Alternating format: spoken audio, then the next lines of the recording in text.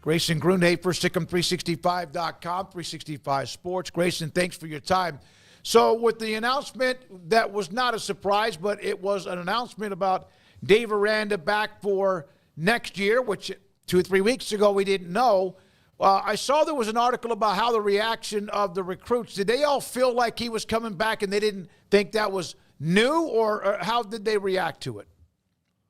Right. I mean, I think it's one of those feelings where it's what they had been talking about all summer, right? You know, they'd gone on these official visits and talked to the coaching staff, and the coaching staff has been very honest with them throughout this entire process.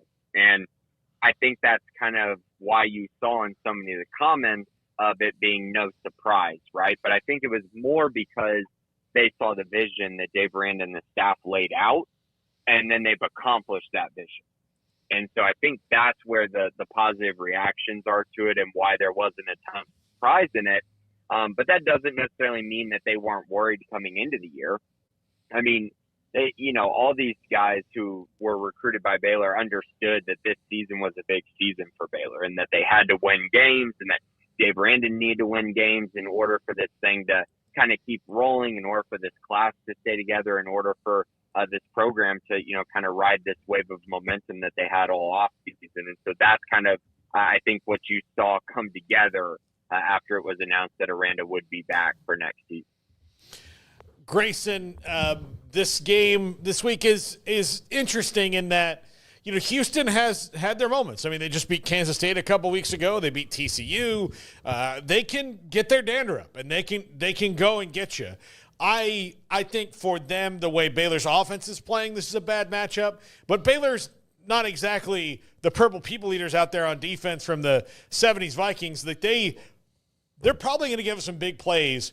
What do you think is the big thing that they have to do to make sure that Houston doesn't, get that feeling that they had against Kansas State or against TCU?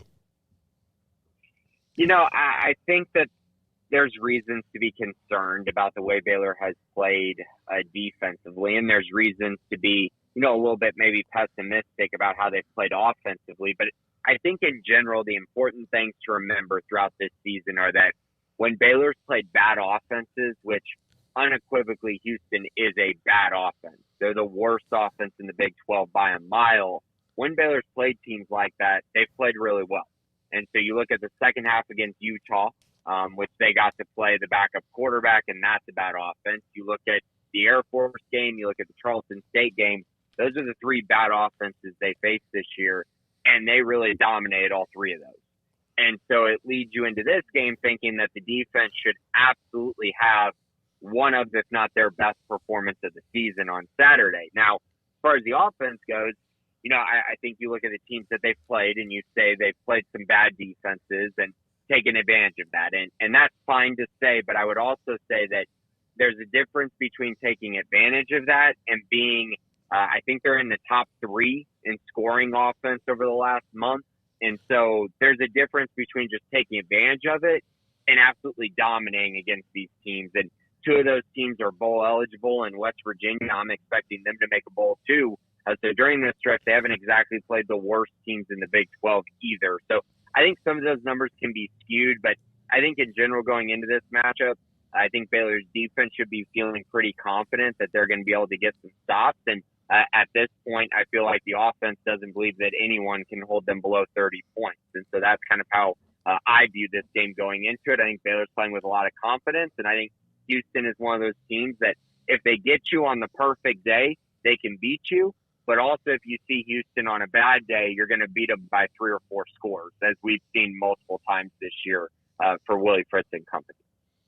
Grayson, what has been the biggest surprise to you? I mean, you're somebody who thought we all thought they'd be better just by default because of all the changes, like they kind of had to be based on last year, but to what degree was up for debate.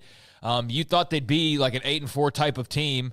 So you obviously expected a lot of this, but maybe what's something you haven't seen or something you have seen that you did not expect that you've been impressed by? So in fairness, Craig, when I did my preseason predictions, I did have them going 6-6 in the regular season. So I that's kind of where I was at, along with most people. I was trying to give you some credit there. I was trying to give you a little I extra know. bump, Yeah. but, you know. and I appreciate that, but I, it's so public that I want to make sure that people know kind of where my expectations were. And it was 6-6, and it has been pretty much all year. Even when they were 2-4, there was a path there. They had to get through the Texas Tech game in order to get there, and they did that. And so now they're at where they're at, right? And I think my general thought coming into this season was that I felt like the offense was going to be better than the defense this year. And I think we all kind of had different takes on that, whether, one side would be better than the other. Would it be the defense with Aranda? Would it be this offense with Jake Spavital coming in? And I kind of settled on thinking the offense would take a big step forward and the defense would be improved, but still not quite where they want it. And I think that's kind of bared out. And the offense has obviously performed way better than my expectations. At this point, it's hard to argue with, more than maybe one or two offenses in the Big 12 being better than Baylor's is right now. My expectation was that they'd be, in the top 6 or so, but not where they are currently. And so that's been a very nice surprise. I think in general, though, the biggest surprise for me was the way this offensive line has improved. Sora Robertson's great. I think we all saw the flashes of him last year, and in this scheme that he was very comfortable with, it's not shocking to see him playing well. I think the receivers are veteran-laden. They got a lot of guys who've been around a long time, and so you felt like that would come together as well. You had some intriguing options at running back, but I think the biggest question we all had was, what would this offensive line look like? And could they get to Big 12 average? And in my eyes, over this month or 5-game stretch, I believe they're a top 3 offensive line in the Big 12 at this very moment.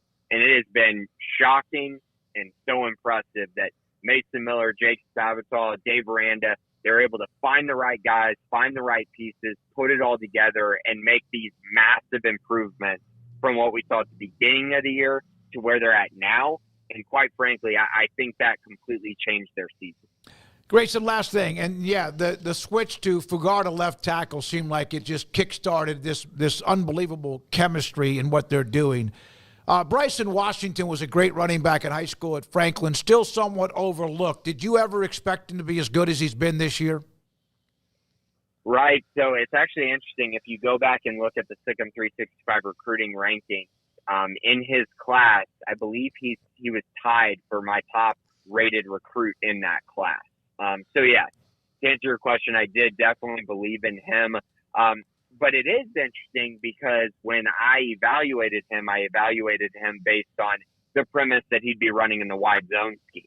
And I felt like he fit that scheme really well. Everything that I saw from Franklin kind of told me, okay, I think he's going to be able to find gaps and then power through those gaps. He ran with great power in high school, broke tackles. And obviously, his speed is translated to the college level as well, which I do think was a question on him coming out. But now you see him in this scheme, and it was really interesting because over the offseason, it really felt like the staff, this new staff, felt like he would be a great fit for the inside zone. And we heard tons of rumblings about what he did during practices, posted it on Sikkim 365. I think Colt and I were pretty clear, like, this guy was their starting running back at the beginning of the year, but he missed the first 2 games. And when he got back into that role, it was very clear, who the alpha is in that room. And he's ran with it. He has been awesome. He's a perfect fit for what they're trying to do in this offense.